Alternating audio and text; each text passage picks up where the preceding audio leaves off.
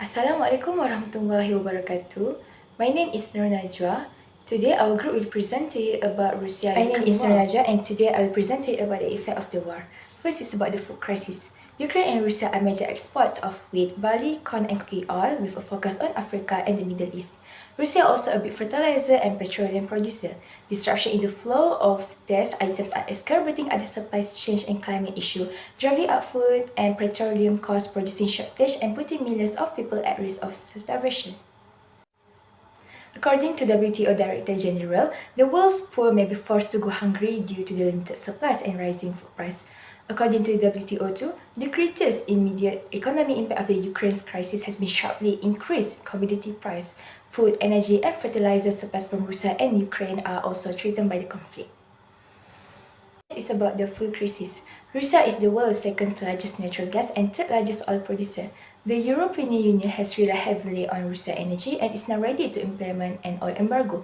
As countries limit or cut Russian energy import, sanctioned Russian enterprises deal with Russia's demand for rubber payments and look for all alternative suppliers. The global petroleum and gas sector is undergoing a historic reconfiguration. The last point is about the investment impact. The conflict is disrupting global trade and investment, harming European automakers, hoteliers in Georgia and the Maldives, as well as global food and food consumers. Although the world's poor, who spend a big portion of their money on basic necessities, are the most vulnerable, these disruptions affect every country, region and industry. A new World Bank report based the impact of the war on global trade and investment that shows that world trade will drop by 1%, lowering global GDP by just under 1%. Manufacturing exporters such as Vietnam, Thailand and Mexico see a sharp decline, especially in energy-intensive sector. Net exporters of crops, including Turkey, Brazil, and India, and of fossil fuels such as Nigeria and countries in the Middle East, see the increase in their export, mitigating the negative effects of the war. Hello, I am Nabila bin Chasidi, and now I'm going to talk about my part, which is how did the war happen? Russia's invasion of Ukraine poses the greatest danger to European peace and security since Cold War conclusions. On February 21, 2002, Russian President Vladimir Putin delivered a weird and at times insane address in which he laid out a large list of complaints as ground for a special military operation, announced the next day. While this complaint include a long simmering conflict over NATO expansion and the structure of European post-Cold War security architecture, the address focuses on far more basic issues such as the validity of Ukrainian ethnicity and statehood themselves. Next, NATO entered 2002 after more than 2 decades of attempting to prevent a war with Russia over prospective Ukrainian NATO membership. The endeavor to satisfy Moscow was a failure, hence Putin aggregated armies around Ukraine in late 2002 when Ukraine was no longer closer to NATO but its position as an independent democracy was rising. He vowed Russia would not invade but brutally attack its neighbor without provocation. Most Ukrainian and Russian consider themselves as brothers, yet this was no gesture of brotherly affection. Furthermore, Russians, Ukrainian, Belarusian solidarity helps explain the nature of the current conflict, particularly why Moscow was ready to risk a massive war on its border, while neither NATO nor Ukraine constitute a military danger. It also showed that Moscow's aim go beyond blocking Ukraine from joining NATO and include a broader desire to control Ukraine democratically, militarily, and economically. It also contributes to an understanding of Russia's military policy. Moscow seems to believe that most Ukrainians, at least in the east, would accept some type of reunifications into a Russian circle of influence due to similar culture, linguistic, religious, and other links. Despite pre-war polls showing a substantial number of Ukrainians eager to take up weapons to protect their nations against Russia's invasions, Moscow's bet was not wholly unrealistic. Hence, given the shifted resonance and the durability of family and other links all across Russian-Ukrainian borders. Nonetheless, Russia's campaign has stalled in part because this assessment about Ukraine's nationality has proven disastrously incorrect. Lastly, in the last 3 decades have seen a considerable crystallization of Ukrainian civil identity, particularly in the year after 2014, revolution of dignity and accompanying Russian seizure of Crimea and engagement in Donbass. Thus, Putin's Russians remain obsessed with quasi-imperial great power dreams. That's all from me. Thank you for My listening. name is Isma Ainina binti Sukafli and my matrix number is 066034. Now, let's us find out what is Russian civilian opinion. Russian citizens' views on this conflict varied. Russian research organizations have made public surveys to roughly cope the attitude of Russian residents on these issues. A random sample of 1,640 people nationwide participated in the national poll, which was conducted between February 28 and 1st March. Participants were questioned about their support for Russian military action in Ukraine. Gary Langer, a US-based polling expert who runs a research firm, obtained the result of the study from a Russian research organization and shared it with the Washington Post. Among young people, support for the war was much lower, according to the study. In the age bracket of 18 to 24, 39% of respondents said they opposed the war, while 29% said they supported it. Big support for the war was among the oldest at 75%. By conducting in-person polls with the general people, Denis Volkov, the head of Levada Center, an independent electoral organization in Russia, have been trying to find out. The United States and other Western allies continue to impose economic sanctions on Russia as its conflict in Ukraine rages on. People who come from disadvantaged groups suffer the most because they do not have the resources to adapt. On the other hand, people in big cities that are well connected and resources also suffer, but morally. The majority of young people, according to an Al Jazeera survey, oppose war.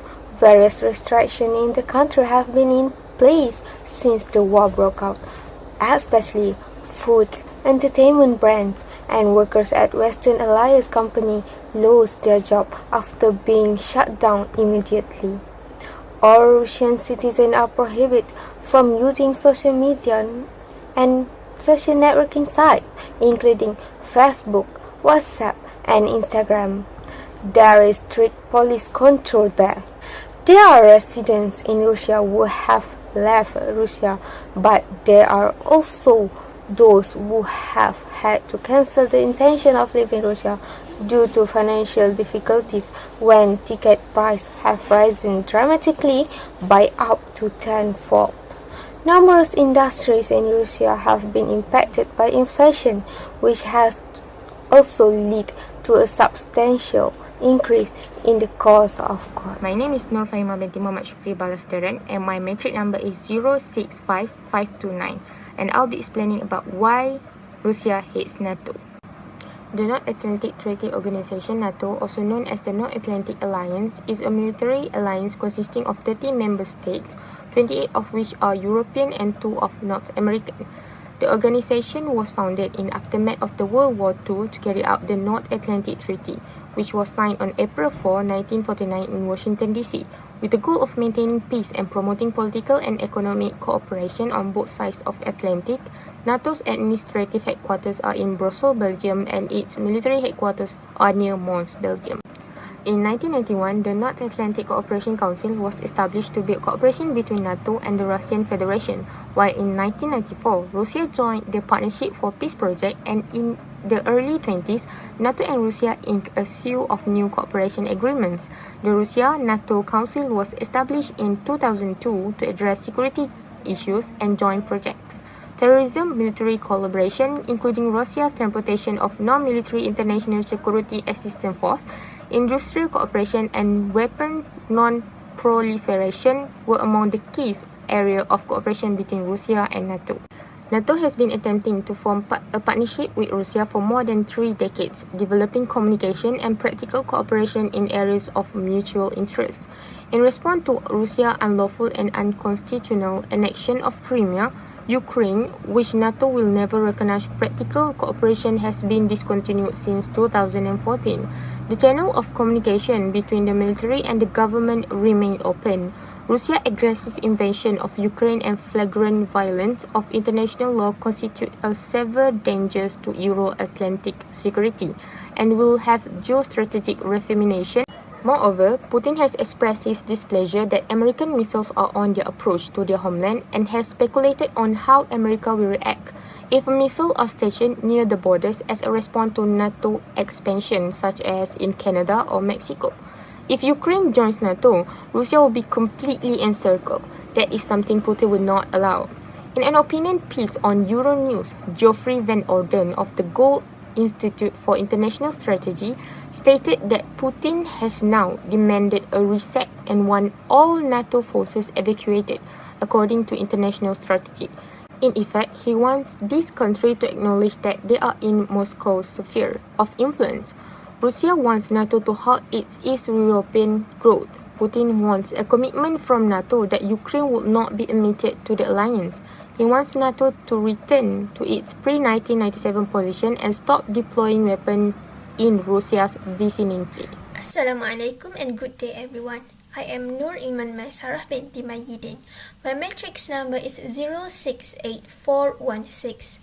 My point is about how did the foreign policy of Russia and other countries change before and after the war. Old foreign policy and its agenda for Russia. Firstly is the emergence of a new world order. Next is about the legal empire in international affairs. Next also is about strengthening global safety, international environmental and economic engagement, international human and civil liberties collaboration, and lastly is about information support for international policy actions, new foreign policy. New foreign policy is about the increased engagement of Russia's security agencies. In the last 20 years, all important adjustments in the Kremlin's foreign policy have been coordinated with domestic factors, notably the birth and expansion of Putin's power vertical. The government continued to militarize under the excuse of increased outside threats, and geopolitical circumstances have caused the Russian market to lose 230 billion in capitalization and the ruble to lose almost a third of its value even before the war. Despite strong oil prices, Russia is obviously drifting into a crisis because it starts to feel the impacts of technology Western sanctions. The other factor is very certainly Moscow's judgment of the West political situation. My next point is about advantages of latest foreign policy. Russia could hold key advantages in the face of its war against Ukraine, but the nation's military forces will be facing difficulties as the Ukrainians redeploy their army to the east of the country. Dr. Stephen Bidel is a senior scholar in military policy at the Center for International Policy. As per Newsweek, Russian forces in the east will get more than trivial advantages, but there will be structural shortcomings that Moscow will find difficult to rectify. They will have some benefits this time, he noted.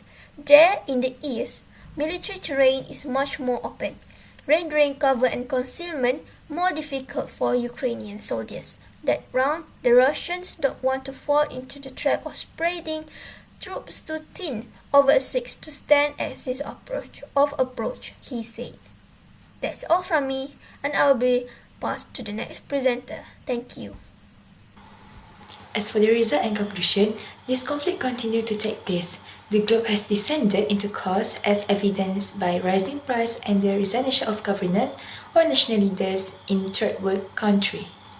We wish that all world wars come to an end since violence does not make the world a better place. That's all from us. Thank you.